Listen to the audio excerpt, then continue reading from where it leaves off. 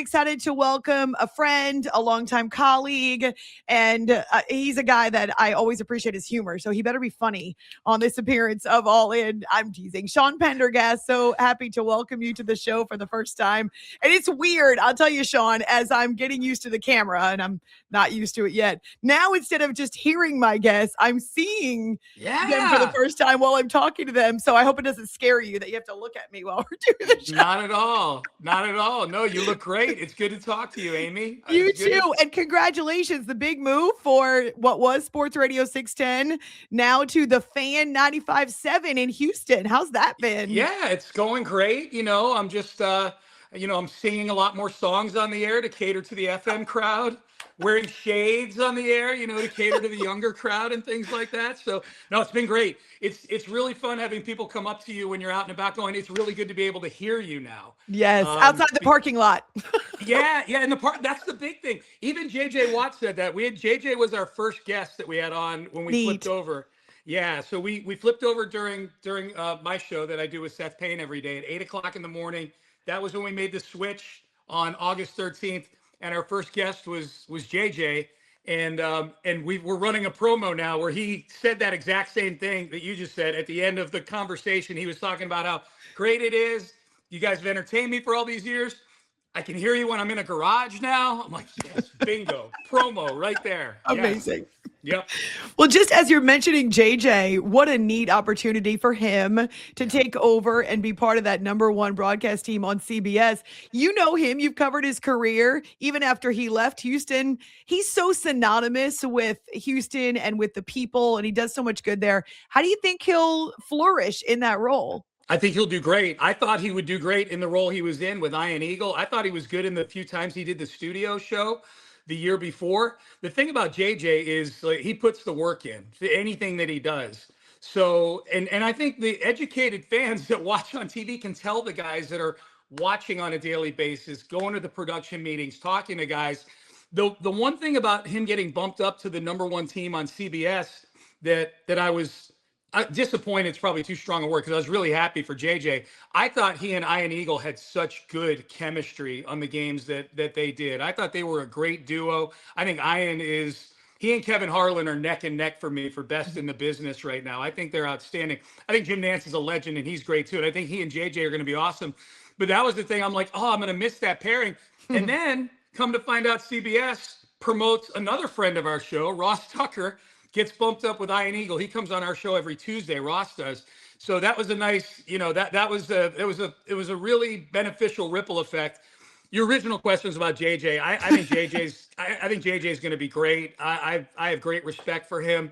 I have a funny story about that actually. Like JJ, the one thing we're disappointed about in JJ getting bumped up is week one. He would have been on the Buffalo Houston game in week one. Instead, it'll be Ian and Ross, which is great. But JJ, the Texans are 4-0 in games that JJ did last year. They were undefeated.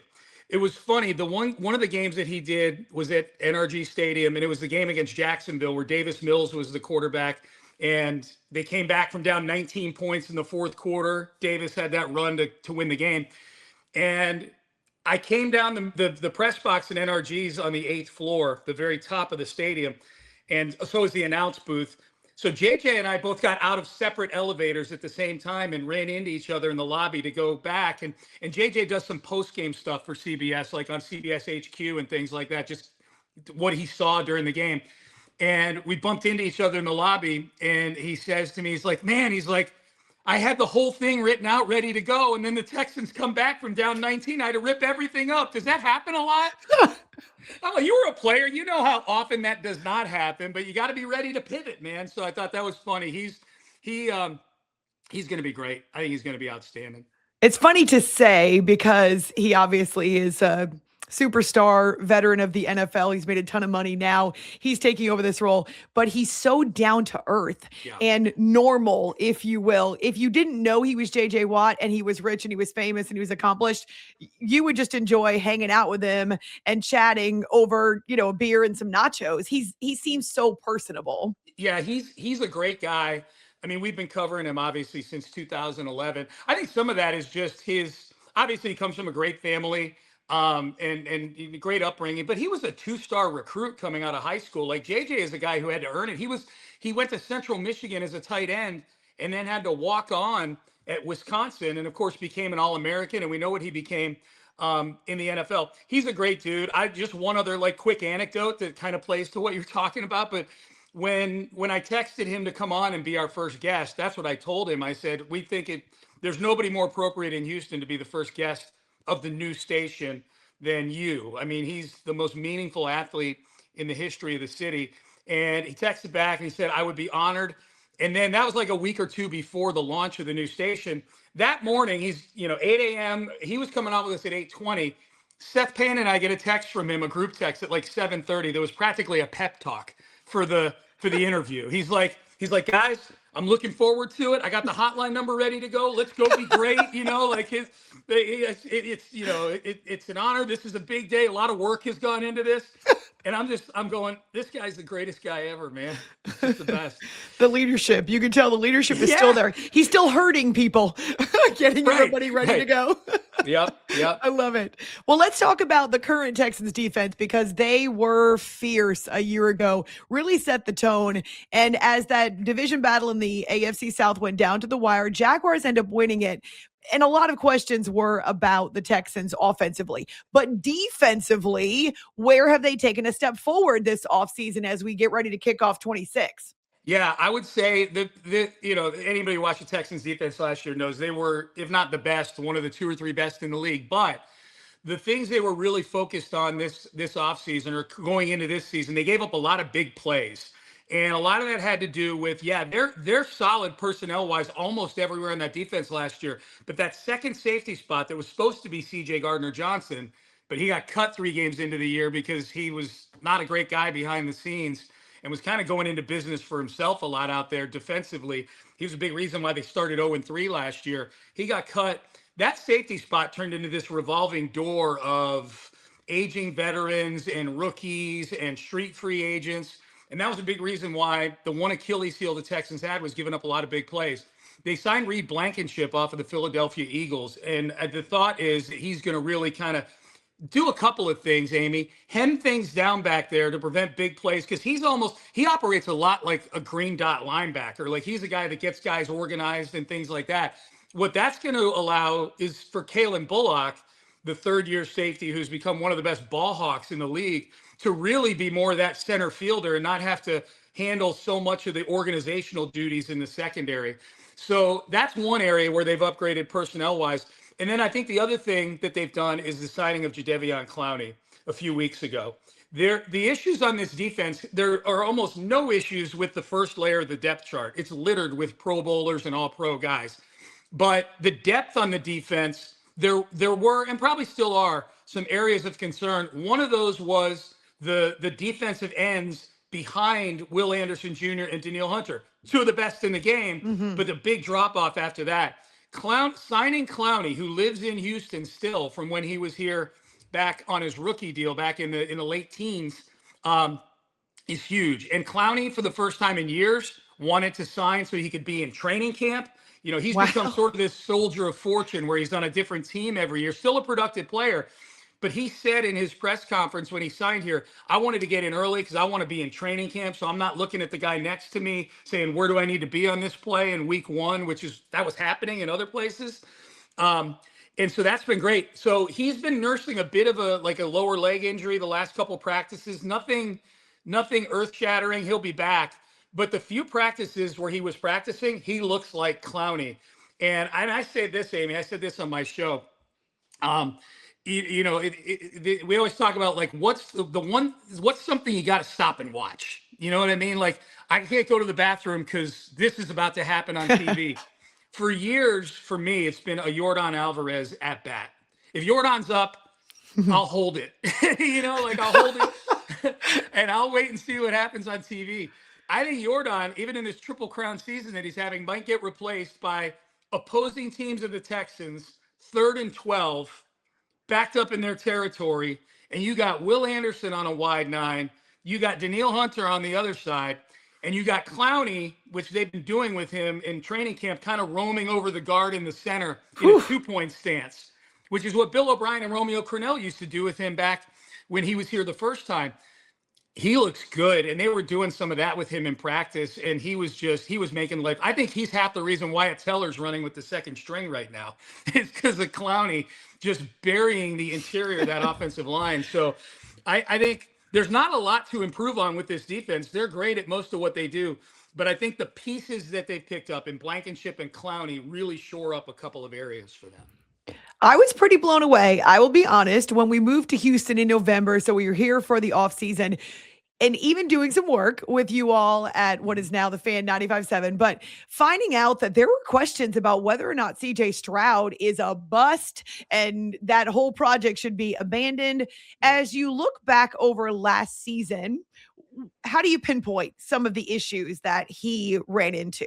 Yeah, I think some of it is CJ related himself, and I'll get to that. I think the biggest thing with CJ from an environment standpoint is since he got here in 2023, they've never had a good running game. Never. I know Joe Mixon had a big season, the one season he played for the Texans, but if you watched every Texans game, a lot of the yards Joe Mixon got was just Joe Mixon going and being Joe Mixon. It was not a well blocked running game and has not been. Last year, not a great running game, and missing Joe Mixon was a big part of that. They signed Nick Chubb, who was just aging. There's a reason Nick Chubb just retired. Yeah. And Woody Marks was great for a rookie. And Woody Marks looks really good in camp too, by the way. And David Montgomery, who they picked up, looks great as well. So I think the lack of a running game, not great protection, although it was better last year. The line was improved last year over the year before. So I think there were some issues on the offensive line. They made a lot of changes there. We'll see if it works out. But I think as far as CJ goes, last year, first year in a new system, which is a system that everybody says takes a couple of years before you're really fluent in it. And he's looked that way in training camp. He's had a good camp. He had a great practice yesterday, apparently, in Charlotte against Carolina. He's had a really good camp. I've been at every practice that's been in Houston. He's had a great camp. I would love to pinpoint something that could explain that performance against the Patriots in the playoffs. I can't, because that was a complete departure from what CJ Stroud had been during the season. He wasn't to the level he was his rookie year. That's still been the best version of CJ when he won the Rookie of the Year. But I think his regular seasons that he's had the last 2 years, particularly last year, were better than people are giving him credit for. He was still like 12th in QBR, and he was in the upper third in expected points added, just the advanced stats and things like that. The one thing he did and has done really well since he came into the league is he's been pretty careful with the football. And that's why that New England game just felt like it felt like his body was possessed by some turnover-prone scrub. Like Jim Druckenmiller possessed his soul in that game, and he threw 4 picks. So I would love to be able to pinpoint something that explain that, because here's why, Amy. I think a lot of what you're talking about, a lot of the stuff that surprised you when you kind of heard the rhetoric here, is colored by that New England game and the fact that he threw the 4 interceptions. And I think the big thing is there's a big feeling, not just in Houston but around the league, that if he just doesn't go out and throw 4 interceptions in that game, they're in the Super Bowl. They're going to Denver the next week and facing Jarrett Stidham, and they're in the Super Bowl. Now, I don't think they would have beaten Seattle in the Super Bowl. I don't think anybody was beating Seattle that day, but I think, and CJ, to his credit, has been accountable with his role in how that all ended last year. He's had a great offseason, kind of changed his look. He cut his hair, slimmed down a little bit, cut out sugar, stuff we should all look at. Oh, that sounds awful. Things I did. I cut. You're not supposed to be miserable. Yeah, I know, right? Wait, you cut out sugar. You did not cut out sugar, did you? No, I had to. My A1C is a little high. Oh, okay. Good for you. Make it tough. Look, check it out. I have this open right now. Look, there's my blood sugar right there. I got one of those little thingies, the little prongs. Yeah. The world now knows. Yeah. Sean Pendergast and his blood sugar. 123 right now. I'm in the green. That's good. So, but CJ, I don't know what CJ's blood sugar is. I just hope his quarterback rating's over 100. Right. I hope his QB rating is 123. That would be That's right. Yeah. Oh, dude, if this is CJ's QB rating, We're laughing. Nice. Go That's to a the good Super goal. Bowl. You should put that out there. It's a good goal. I should. One of the major issues for them, even this is beyond CJ, they've had this revolving door at receiver trying to find the right fit there, and they've had the injuries. Okay, so Yeah. how do they find some consistency at that position? Yeah, so I was a little surprised they didn't make any moves at wide receiver in the offseason. They were really putting a lot of trust in Nico Collins is easy to trust. He's one of the 7 or 8 best wide receivers in football. But they were putting a lot of trust in the development of Jaden Higgins in year 2, Jalen Noel in year 2, Xavier Hutchinson in year 4, all 3 from Iowa State, which is a little weird. David Montgomery from Iowa State. We've got like a pipeline going up to Ames, Iowa. And then just some other bodies that were kind of in camp. They drafted Lewis Bond, a kid out of Boston College. I was really surprised they didn't make any moves just because that's a young room that's very unproven outside of Nico Collins. And then Jaden Higgins, who was having maybe the best camp of any player for the Texans, tore his ACL in the joint practice with the Raiders a week ago. Credit Nick Caserio. He went and made a decisive, quick move this week in bringing in Kayshon Boutte from the New England Patriots. And I think that'll be a quick ramp up for Boutte because obviously he's playing in Josh McDaniel's system, which is Nick Caley's system is an offshoot of New England. So the terminology and the scheme should be a quick thing for Kayshon Boutte. That Higgins blow was tough. We were really preparing ourselves for having almost a Twin Towers thing going on with 2 big, strong receivers. And Higgins has that extra gear speed-wise to get downfield. So nothing you can do about that. You got to push forward. But I think Boutte's going to be good for them. Jalen Noel, when he's been healthy in camp this year, which really just happened within the last week or so, has looked good. He looked good in OTAs. And Xavier Hutchinson's a big year for him. It's his contract year, 6th-round pick from a few years ago. He had a really good practice yesterday, I guess, in Carolina. They're still going to lean really heavily on Nico Collins. Boutte's going to be the downfield threat. Dalton Schultz was really good for them last year in that receiving game. And that's the other thing, too. They've really beefed up the tight end room. Nick Caley's a guy who wants to run multiple tight end sets. So I think your question's about the receiver room, but I think there is like a symbiotic thing going on where the guys they've added to the tight end room, David Montgomery, who's pretty good at catching the ball out of the backfield, Woody Marks, that's the reason they drafted Woody Marks 2 years ago, was because he was so good at catching the ball out of the backfield with USC. I think Boutte's going to help the receiver room, but I think the receiver room is going to be helped by some of the other moves they've made with tight ends and running backs that are going to impact the passing game. I hope Jacksonville Jaguar fans don't rip me for this, but I find it hard to believe that they might actually put together 2 really good seasons back to back. We'll see. Maybe they found some stability, but they obviously were terrific last year. And I know that they've gone through a recent coaching change. So whether it's the AFC South, Sean, or maybe AFC as a whole, what's your perspective on feeling like where maybe the balance of power has shifted and who might be the top teams or competitors for the Texans to try to get back to, well, not back to a Super Bowl, back to the playoffs and to the AFC Championship? Well, or get to a Super Bowl. I mean, that's the expectation here, is that this team, because of that defense and some improvement on offense, that the Texans can be on that short list. I would tell you, like, of the teams that I'm most concerned about, I do think the Texans are going to retake the division this year. I'm just not a full believer in Trevor Lawrence yet. We've seen this movie before with Trevor Lawrence, where he puts half a good season together under a new coach with an offensive mindset, and then the league catches up with him. He's still a first read guy. So I still think there is something out there for the league to catch up with Trevor Lawrence and the Jags. So I think the Texans are going to surpass the Jaguars in the division. I think New England's going to take a step back. And I said that the week after the Super Bowl. That schedule for New England last year was ridiculously easy. I placed a max bet on under 10.5 wins on New England the week after the Super Bowl was over last year. I think Buffalo is going to be Buffalo with Josh Allen. They're penciled them in for 11 or 12 wins every year. I think the West gets really interesting. The Chargers have sort of this hex over the franchise for the last 20 or 25 years where they always find a way to stub their toe. But I have so much respect for Jim Harbaugh as a head coach and the way he's handled Justin Herbert since he's gotten there. I think they're getting their 2 tackles back on offense who weren't there last year, Rashawn Slater and Joe Alt. And that's almost like getting 2 free agents. They were already a playoff team last year without playing with the 6th or 7th guys on the depth chart on offensive line. So the Chargers are a team that actually concerns me. I think Denver's going to take a step back just because it's hard to go 14-3 a couple of years in a row. And I think the big variables to me are Baltimore with a healthy Lamar Jackson, because he wasn't healthy last year, and then Kansas City. It sounds like they're going to have Mahomes back for week 1, and can they reclaim what they were at one time? We'll see. Their offense was already kind of backsliding even with Mahomes out there. So those are the two big variables for me. Cincinnati, I'll believe it when I see it with them on defense. I know they made a lot of moves, and I think Dexter Lawrence is a really good player. So I kind of just rattled off all the teams that are sort of in the mix. I think within the division, the Texans retake the division. I do think the Titans are going to be a little better than people are maybe planning on them being. They picked first a couple years ago and took Cam Ward. They were picking in the top 4 again this year and took Carnell Tate.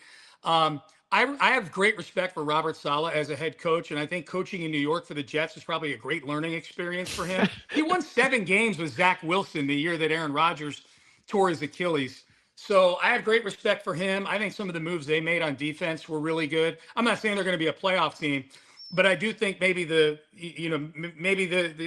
could be the time where the Colts, some of their roster things catch up with them. I know I'm a little all over the place, but that's kind of where I am with the AFC. I feel really confident that the Texans are going to be right in the mix if CJ Stroud puts together just a better than average season. If he doesn't morph into Zach Wilson, you were talking about a turnover machine. If he doesn't morph into Zach, right. If his QBR is, his passer rating is 123. Let's go. Yeah, let's go. Let's see I'm going to check and see what it is. Oh, it's up to 133. Now, okay, let's not ask too much. Do I blame your show for my blood sugar going up? Probably. Talking about the Texans. It's the sweetest show on the planet. My blood sugar just went up. Well, thank you. I'll take that as a compliment. Now, my last question before I let you go is, are the bathrooms operational on the floor now, or is the construction still taking out the bathrooms? Because I'm going to be there next Saturday. Is it next? Yeah, next Thursday, Friday. It's getting close. I saw one of the workers in the hallway a couple days ago, and I asked him that exact question because I'm getting tired of climbing the steps, going up to the 20th floor there. It's really hard labor climbing up one flight of stairs to from 19 to 20. Yeah, I mean, sometimes I just have to go and I stop halfway, and so no, I think it's getting close. There's just like a couple more things they need to do. It's probably going to come right down to the wire for you. So I would definitely wear your walking or your running shoes. You will appreciate this. The first time I was there to do some work in studio, I actually had a key card that did not work. So we had to use the bathrooms. And of course you have to run up to the next floor because of the construction, and I couldn't get back in. And so not only have a couple of the guys given me, hey, here's my cell, call me, but I don't normally take my cell phone to the bathroom, unlike a lot of people. I don't bother taking it. So yes, it was a little bit I was pounding on the door. Thankfully, somebody in an office near the door, not somebody that was part of the show, heard me pounding on the door. But I was ready to start doing some Miss Piggy kicks and try to get that door Amy, that happened to me. You remember, I mean, you were on CBS Sports Radio, obviously, for many years, doing a fantastic job on overnights. I did a weekend show on there for 6 or 7 years or whatever it was, on a Sunday afternoon, and there's nobody else up there on Sunday. I'm literally doing it. I'm up at the studios, but I'm doing it from a Comrex because they wouldn't even give me an engineer, right? So and I don't know how to work the board. So I had a Comrex in a side studio up there. And there was one day I was getting ready for the show. The show started at like 1, and I went to go to the bathroom at like 12:40. And I left my key fob in there, and there's nobody up there. I had to call Figgy, who's the producer of our midday show. I'm like, who lives near here? And I called Figgy. He got there at 12:58 or 12:59 to fly. I ran into that studio, put the headphones on, started talking, and voice guy was going, "It's the Sean Pendergast show," and I'm like, "Oh my god!" Since then, I have this damn key fob on me wherever I go. I should just wear it around my neck. It's your life alert button. It is. Yes. Nice. Well, okay. So I know we don't cross paths because you do the morning show on what is 95.7 The Fan. Actually, just as a clarification, is Sports Radio 610 going away, or is it A simulcast. Yeah, it's a simulcast. And Okay, I think they're technically, I haven't tuned into the AM dial one time since we flipped over. So I have no idea how it sounds, but it probably sounds like it did before. I talk about it like it was awful. It was AM radio. Just compared to FM, it's just not as clear. So I think it's 610 the fan over there, but it's simulcast. Yeah. Gotcha. So Okay. you'd be surprised how many people, when we announced the change, asked us, are you still going to be on AM? And I'm like, yeah, but why are you asking? Like, but you know what the answer, you know what Old they say? habits die hard. Old habits. And the other one we got was there's like this nostalgia thing where when I was going to school in the back seat with my dad listening to the station back in the day, and that was 25 years ago, it was AM. And I just, just the way it sounds reminds me of that. So yes, humans are so resistant to change. We try to hang on to the past a little bit, especially the positive memories, but it's neat. Anybody who knows radio knows that an FM signal, especially in sports, it is critical to be able to reach a larger audience. So good for you. That's awesome. And I'm excited to be down there next week. Hopefully the bathrooms are operational, but if not, I'll book it. I hope so too. Well, I told Parker, our boss today, that I was coming on with you. And then I told him, when Seth is out on vacation, you and I need to do a show together. Oh, absolutely. That has to happen. We would get in so much trouble, Sean. I know. It'd be so fun. Hey, by the way, I was in the waiting room. Not the weight room. I'm in the weight room. I was like, wait a minute, what? Yeah. No, the waiting room. The waiting room that's right up there on my screen. The backstage. While you were doing the Zapruder of Jed York's body cam video. Man. Yeah, I only give that one like a 28% on Rotten Tomatoes. That wasn't a very exciting one. The Tony Romo one now. Oh no, it's like 87%. But it's cringy. I just am so embarrassed for these dudes. Oh my gosh, I love me some cringe. Serious? Oh, you do. You love me some cringe. Like the Scott's Tots episode of The Office. I could watch that on a loop. We would get in so much trouble for sure. Yeah, well, we got to do it. It's good to have you. I look forward to that, but nice to see you after all these years of doing the radio. Congratulations on the big move. It is 6 to 10 a.m. Central Time. Yep. Of course, you can find it on the Odyssey app or wherever you get your podcast. Great to connect with you. Thank you so much. We'll talk soon. You're the best, Amy. Take care. Good to talk to Sean. I told you he's a nut, but also so much fun.